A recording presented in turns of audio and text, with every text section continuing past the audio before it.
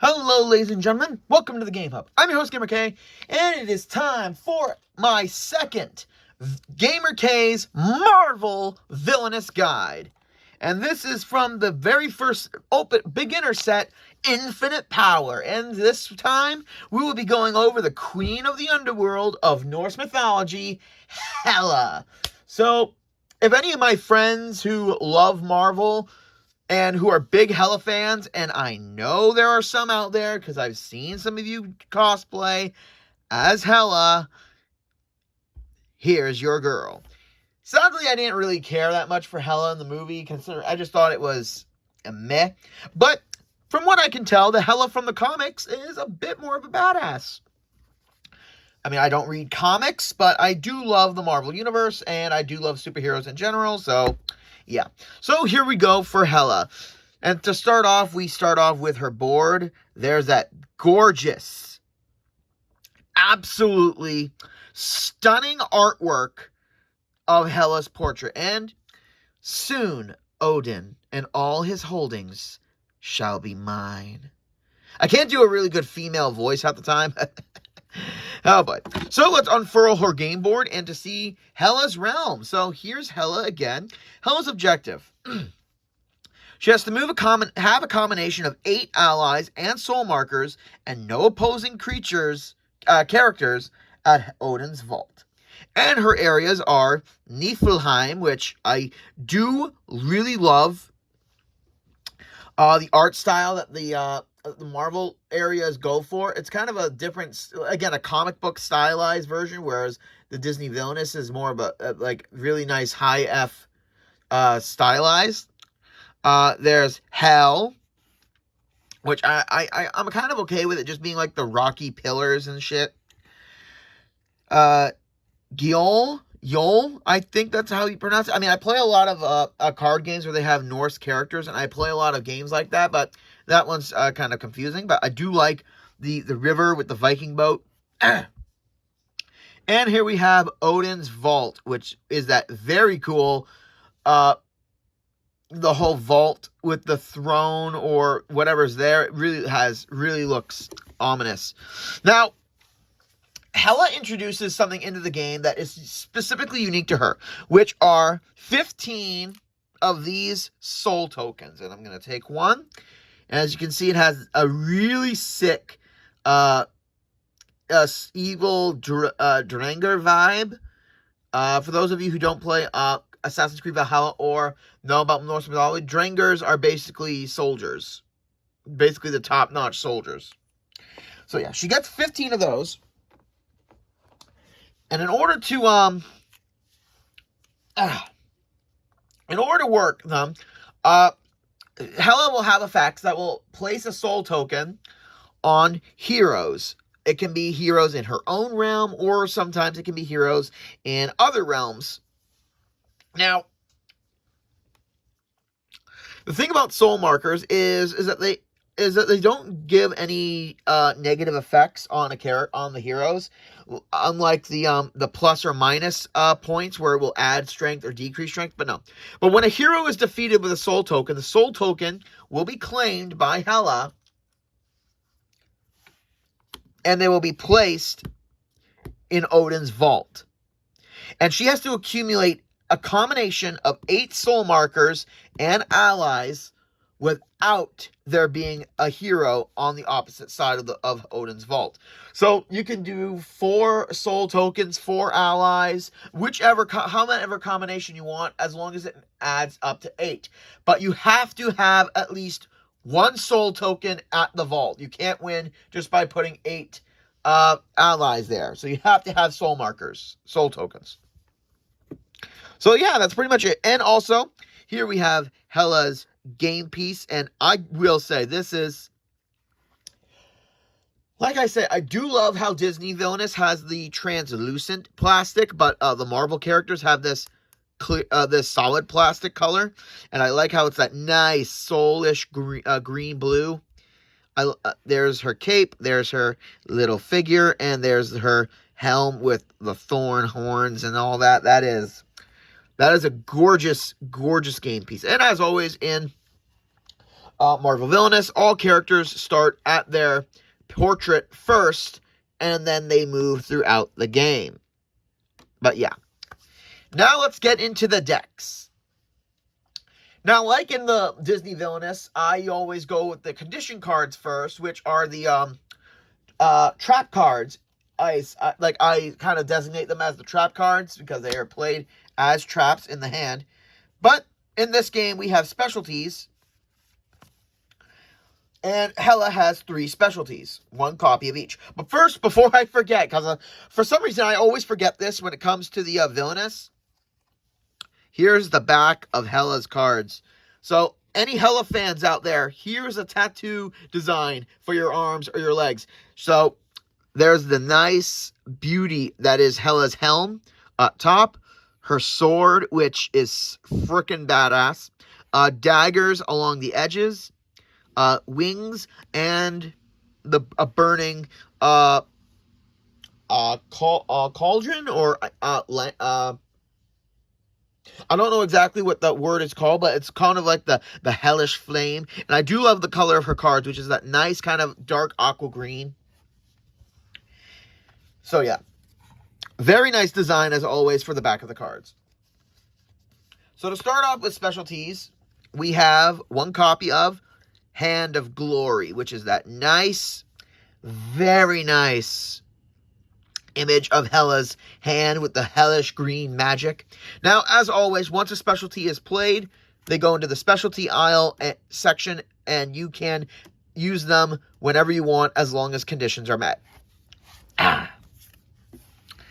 Let's see. Hand of Glory. Choose a hero from the Fate discard pile. Pay power equal to that demon, to that character's strength, and place it into any domain, and then add a soul token. So, yes, Hela wants to have heroes to fight in order to gain the soul markers, but she can also use that to choose a hero and basically kind of turn it into an undead soldier in a way and send it to an enemy's realm, because one, an enemy will have to get rid of that hero in order to do some of their fancy abilities and moves, but in doing so, they will also be helping you out. So it's a good way of getting another hero out on the board, but also making your opponents do some of the heavy lifting for you, which I think really works well for Hela's personality and strategy of bringing back dead heroes in order to let the others fight. And Hela's got a bunch load of effect cards and a couple allies, but not so many main ones. Basically, you'll see what I'm talking about. We have 1 copy of Hela's Bidding, which is that really cool image of Hela in the back, or controlling the dead Drangers. Each time another player defeats a hero with an attached soul marker, you gain 3 power. So that's another specialty that will definitely give Hela an extra boost whenever the other players are beating their heroes. And then we have 1 copy of Raise the Dead, which is that really sick image of the Drangers being revived as dark zombies. Dragu Swordsman may be played from your discard pile to your realm. So once again, another great ability of Hela, raising the dead to use her as her minions, which I love it.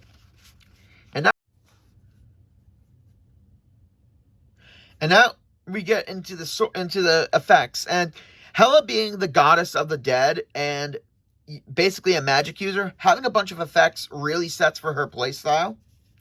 And she's got a bunch of effects to work with. So, first we have 2 copies. Wait, seriously? Oh, wow. I haven't played this game in a while, and I haven't played as Hela yet. But I figured, why not do a review for her before I start playing. So she's got 2 copies of Hell to pay, which is really nice artwork of dead soldiers just doing her bidding. Choose a hero with a attached soul marker in your domain. Perform a vanquish action to defeat that hero. So basically, if you're facing a hero and you're not on a vanquish action, which is only at 2 locations, this will allow you to do that without having to be at the location. Just putting the cards there. And then we get 2 copies of Price of Life. And there's that really epic image of Hela just looking all powerful and almighty. And there's Thor with his back towards us. Jerk. Choose a hero with an attached soul marker in another player's domain. Remove the soul marker from that hero, then gain power equal to that hero's strength. So yeah, you're removing the opportunity to boost up your win condition, but you gain power if it's a really strong character. So that kind of compensates for that. And then we've got, oh boy, 5 copies of Marked by Death. And there's that a really sick image of Hela cursing these two beings. I love it. Choose a hero in any domain without a soul marker. Attach a soul marker to that hero. So basically, this is her main way of getting soul markers on another hero. And then we got 3 copies of Death's Embrace. And it's a sweet image of Hela's using her dark magic on Thor's helm. Relocate a hero with an attached soul marker to Niflheim. I think this works on any hero in any domain. So, where's the cheat sheet book? I'm going to get a ruling on this. Just 1 second, guys.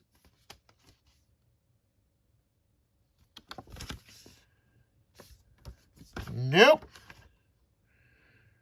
Yeah, I'm pretty sure it just works on any hero. And then we get 2 copies of one of my favorite design cards in Hela's deck, Soul for a Soul. And there's really cool image of the scales with 2 souls on top of it.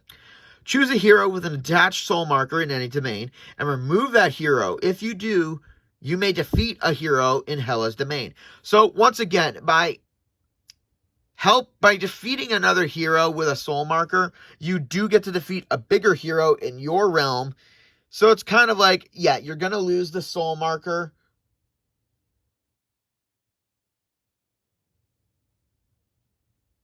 Remove that hero. Let me see. So I'm guessing, yeah, we just send it to the discard pile. And since it's not defeated, but yeah, unless the character is defeated, yeah, we don't get the soul markers. Let me see. Yeah, defeated or vanquished. And since this effect isn't defeating it, yeah. And now we're on to the item. And yeah, Hela only really has 1 item. 2 copies of Night Sword. And I do love the noir-ish look with it, with the white light coming off the sword. It's super sick. So basically, whenever Hela, the Night Sword is played, and we're on an activate action, attach a soul marker to any hero without one at this location. So yeah, wherever the sword is, you need to have a hero at that location in order to work it. And now we're getting to Hela's allies. And oh boy, she has 4 copies of Draugr Swordsman. I hope I'm pronouncing that right. And a really amazing image of these threatening warriors. They're not the strongest type, but they gain 1 strength for each swordsman in your discard pile. So yeah, having 1 on the board and all 3 in the discard pile, that adds up to 3 extra power, bringing their power to 5. So that's really a good point. And also with the specialty that allowed you to summon them from the discard pile, having a bunch of them in your discard pile really sets you up for late game warfare. And then we have 4 copies of, I hope I'm pronouncing this right, Disser, which look like badass female warriors. Disser may be played from your discard pile. Okay, so basically, yeah, Hela's whole thing is calling them from this discard pile. That is actually in tone with what she does, which is pretty cool. And then,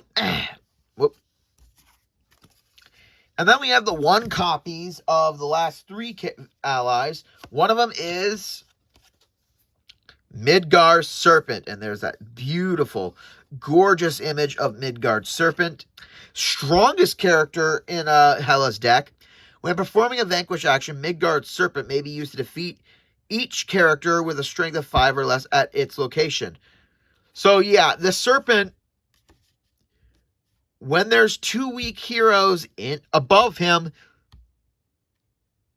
he can devour each one. So yeah, weakening your opponent, weakening the heroes on your board makes for this guy's job a lot easier. And then we have 1 copy of Leah. I don't know much about the Marvel Universe outside of Spider-Man, but this girl looks really, really cool. And I do love the image of her using her magic. When Leah is played, you may attach a soul marker to one hero at her location. Really good. I'm guessing like Hela's Apprentice. And one of my favorites, I mean, I know it's not the actual wolf, but we have Fenris Wolf. And I do love that big image of the big doggo. If a hero is played to a location in your domain, you may play or relocate Fenris Wolf to that location for free.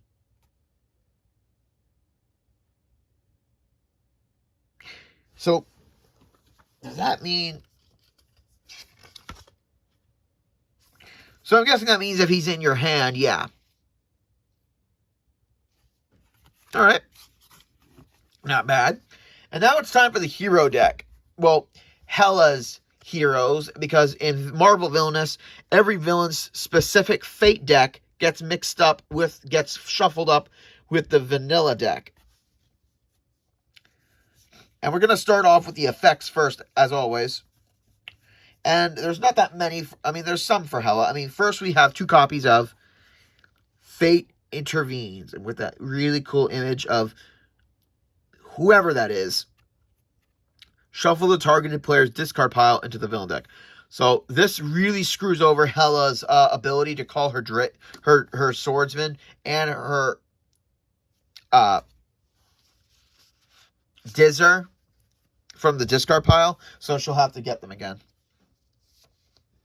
And then we get 2 copies of Revived Souls. And that's a really cool image of the soul of Odin going back into his body. Choose a hero with in the Fate discard pile. Play that hero to the player. Play that hero to the targeted player's domain. So yeah, allowing you to get back a powerful hero that was previously defeated. Then we have 1 copy of Odin Force. And this is an item. And I do love that image of the ravens with this spiritual child. I have no real clue. When Odin Force is played attached to a hero, if this hero has an attached soul marker, remove it. This hero cannot have a soul marker attached and gains shield. This basically means defender. Any hero with a defender marker must be defeated first, because no other hero can be defeated as long as a defender is active. And then we're into the heroes. And oh boy. There's 3 copies of Valkyrie. And a gorgeous, gorgeous image of the Valkyries. Soul markers may not be attached to Valkyrie. And they got 3 copies of that. And then we get 1 copy of Angela. Again, my knowledge of other Marvel characters universe is non-existent. Angela, very powerful character at 6. Soul markers may not be attached to Angela. When played, remove a soul marker from Odin's vault. So she is very peculiar about being a buff character to defeat and eliminating our soul markers. Must be stopped. And then we got one copy of one of my favorites,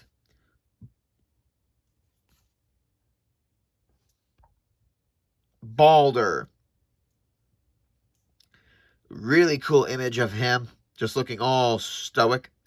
Soul markers may not be attached to Balder. When played, remove a soul marker from any one hero. So yeah, not as strong as Angela, but just as pesky. And then every single villain has their own unique event that will be shuffled in. And Hela's is Conquer Valhalla. And that is a really nice half shot of her entering Valhalla's gate. So yeah, an event will be played. Usually events will be global, which will allow other players to work together in order to do an event, and they'll get the very specific benefits. But with this, it's targeted specifically to Hela. Hela may not play, find, or access any cards in her discard pile. So what she'll need to do is, as this card is in play, Hela will need to relocate characters from her board that equal 7 or more strength. Once she does, the event is cleared and she gets the benefit. Hela may immediately attach soul markers on all heroes in all domains who don't have one already. So once this event is cleared, all the soul markers may go onto every single hero on people who don't have soul markers already. So if your opponents have been clearing the board of their soul markers, this is the perfect way to build them up again. And that's it, ladies and gentlemen, for this week's Disney Marvel Villainous Guide of Hela. And I hope you guys enjoyed the guide. Like, comment, subscribe down below. And join me next week, where we're going into another elementary game of one of my favorite detectives with a very peculiar origin. This is GamerK, logging out.